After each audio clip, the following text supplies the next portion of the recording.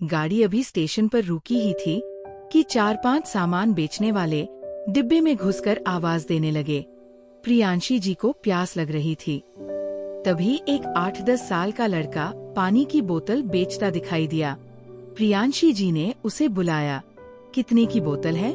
वह बोला, 20 रुपए की है, एकदम ठंडी। प्रियांशी जी ने बोतल हाथ में ली और देखा बोतल तो एकदम ठंडी थी।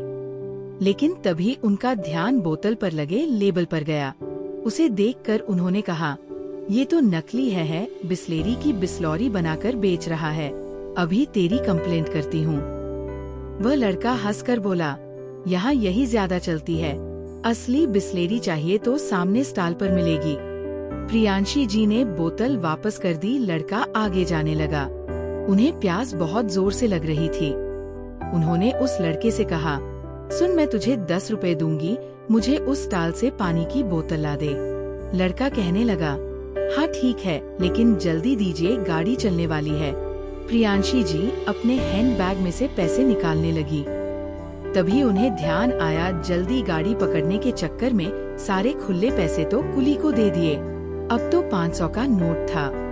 प्रियांशी जी ने बोला, चल ला, 30 रुपए काट कर पैसे वापस कर। ये सुनकर लड़का हंसता हुआ बोला, खुले कहाँ से आएंगे, सुबह से पहली ट्रेन आई है, अभी तो 100 के भी छुट्टे नहीं हैं। आप जल्दी दीजिए, मैं अभी दुकान वाले से लेकर आया। अब प्रियांशी जी को समझ आ रहा था कि ये 500 का नोट लेकर भाग जाएगा, लेकिन प्यास इतनी लग रही थी कि कुछ समझ नहीं आ रहा था। उन्होंने उस लड़के को 500 रुपए पकड़ा दिए। आसपास बैठी सारी सवारी उन्हें इस तरह देख रही थी जैसे उन्हें दुनियादारी के बारे में कुछ नहीं पता। खिड़की के शीशे से वो उसे भाग कर जाता हुआ देख रही थी। कुछ ही देर में गाड़ी सीटी देने लगी। अब प्रियांशी जी चिंता बढ़ने लगी। तभी पास बैठे एक सज्जन बोल पड़े, अरे मैडम, आपको क्या लगता है वो आपके 5 रुपए लेकर वापस आएगा? उसका तो खर्चा पानी निकल गया आज का, अब किया भी जा सकता था। तभी गाड़ी चल दी। प्रियांशी जी ने इधर उधर से शीशी से झांक कर देखा। ऐसी कोच से आवाज भी बाहर नहीं जा सकती थी। कुछ ही देर में गाड़ी अपनी पूरी स्पीड पकड़ चुकी थी। एक तो 500 रुपए जाने का दुख, ऊपर से प्यास भी लग रही थी। फिर अपनी बेवकूफी पर गुस्सा आने लगा, वही बोतल ले लेती। लेकिन फिर भी तो 500 के खुले नहीं होते, क्या पता बहाने बना रहा हो। आज के बाद घर से ही पानी लेकर चला करूंगी। मन ही मन में प्रियांशी जी बड़बड़ाए जा रही थी। इधर प्यास भी बहुत लग रही थी। आधे घंटे बाद वह लड़का हांफता हुआ उनकी बर्थ के पास आया। उसके एक हाथ में बाल्टी में बोतलें थी और दूसरे हाथ में छुट्टे 480 रुपए। प्रियांशी जी ने उसे डांटते हुए कहा, कहाँ रह गया था? इतनी देर से प्यास लग रही है, ला बोतल दे। लड़के ने चुपचाप बोतल पकड़ा दी। 2 घूंट पानी पीकर उन्होंने लड़के को देखा, वह पैसे पकड़ा रहा था। प्रियांशी जी ने पैसे गिने, पूरे 480 थी। उन्होंने कहा, ये ले 10 रुपए। वह लड़का बोला, रहने दीजिए, मैं उस स्टॉल वाले से कमीशन ले लूंगा। प्रियांशी जी को अपनी भूल का एहसास हुआ। वे अपनी प्यास के चक्कर में उसे डांट रही थी और वो पूरे पैसे वापस करने आया था।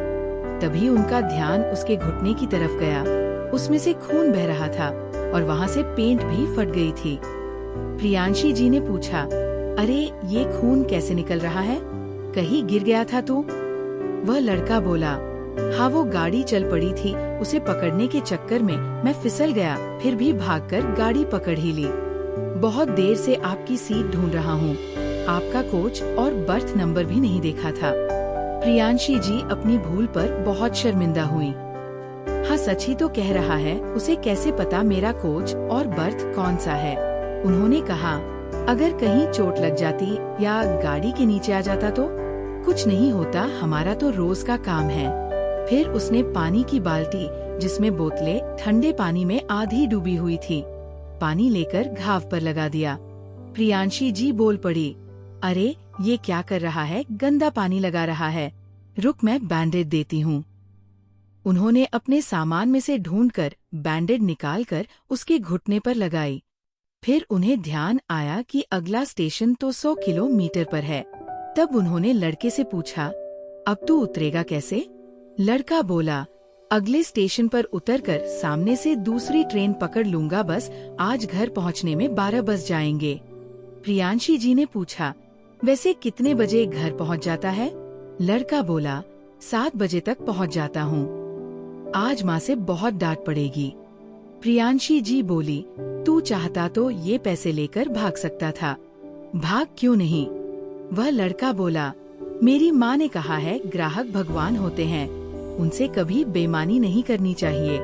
प्रियांशी जी ने उसे बहुत कोशिश की पैसे देने की, लेकिन उसने 1 रुपया भी नहीं लिया और आवाज लगाता हुआ आगे बढ़ गया। प्रियांशी जी सोच रही थीं, मैं अपनी प्यास नहीं रोक पाई और ये लड़का केवल 1 बोतल पानी देने के लिए अपने घर 12 बजे पहुँचेगा। अपनी जान पर खेलकर ये छोटे छोटे बच्चे कितनी मेहनत करते हैं और हम लोग हमेशा इन्हें एक चोर की दृष्टि से देखते हैं। यही सब सोचकर उनकी आंखों में आंसू छलकने लगे। आज एक छोटा सा बच्चा जिंदगी का कितना बड़ा सबक सिखा गया। हम अपने छोटे छोटे स्वार्थ में दूसरों को हर दिन धोखा देते रहते हैं। इसीलिए कहते हैं ईमानदारी अनमोल है, उसे कभी नहीं खोना चाहिए।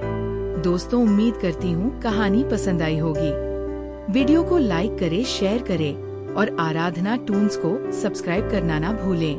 अगली कहानी में फिर मिलेंगे, एक नई कहानी, नई सीख और नए जज्बात के साथ। नमस्कार।